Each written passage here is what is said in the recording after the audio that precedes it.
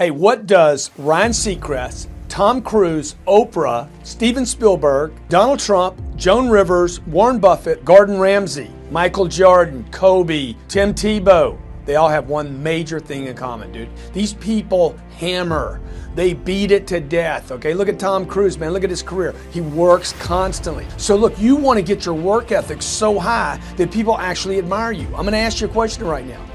Because of your unbelievable work ethic.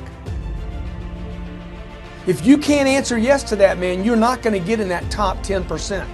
You got to get to the top. People need to know you for one major thing first. He works. He produces. The guy's there every day. The guy's pushing and shoving. Because the truth is, no matter how good your ideas are, how good your art is, or how good your skill set is, if you're not working, man, if you're not vibrating at a frequency that people say, my God, how does that guy do all that? If you're not vibrating at that rate, 10x levels, massive action, tremendous work ethic, it's just a muscle now, and it's just a discipline in your life, and it's a way, it's a normal way that other people think is abnormal. Look, if you're not working at that level, you're not going to make it. Get your work ethic in, man. It's the American way, work ethic. What I could control was my work ethic. You've heard me speak many times about outworking everybody, but I think that just feels good when we hear it, but most people don't take it seriously. If you think that I have a little bit of success in my life, I can tell you what I attribute it to.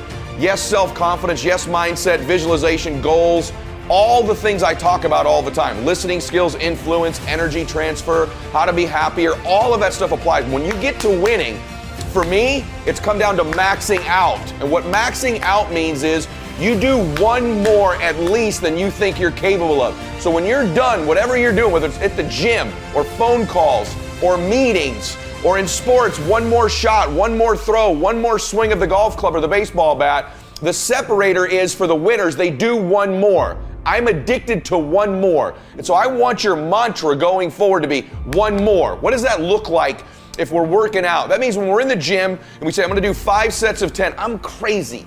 Like I'm a psycho because I wanna win. I wanna be somebody. I wanna separate. I wanna compete. And the way I do that isn't with my giftedness, because I wasn't born with a bunch of gifts, and I think gifts are crap. I think for the most part, gifted people struggle in life because things come easy to them. I like that things haven't come easy for me in my life. I like that I don't have natural talents in every area. And maybe you like that about you too. Maybe you've looked at yourself all your life and thought, man, I don't have that natural beauty or that natural talent or this gift for creativity or intellect or humor. I don't have any of those things. But what I got is I will outwork you. And so at the gym, one of the things I focus on, they say it's 5 sets of 10. When I'm at 10, I go one more, bam, 11. If I'm running on the treadmill and it's a 45-minute run, I never finish at 45. I always go one more minute, 46. If I'm at the office and I'm supposed to make 25 phone calls that day, when I'm at the end of the day, I always do one more. If I've got meetings, I always do one more. My mantra for 3 decades in business has been one more. Where I got my work ethic from was the hours I had to spend learning this. When you sit down and you're not smart, and you have a disability, and you still want to be at the top of your class, I didn't want to just get by. When I realized that I can learn through hard work, and I can beat the valedictorian of the school if I got put in 10 hours more a day than he does. You know what kind of strength comes from that? When you're sitting down and that guy that valedictorian studied for an hour, and you know I caught you, but I have the work ethic to catch you. That's where David Goggins got really invented, was at a kitchen table with 20 spiral notebooks that were empty.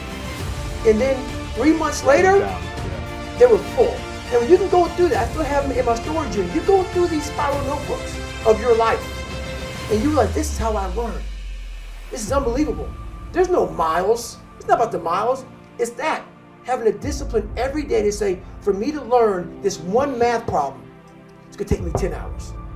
And that's where and you realize through hard work, no matter how badass they are, but that's the part people don't want to dive into.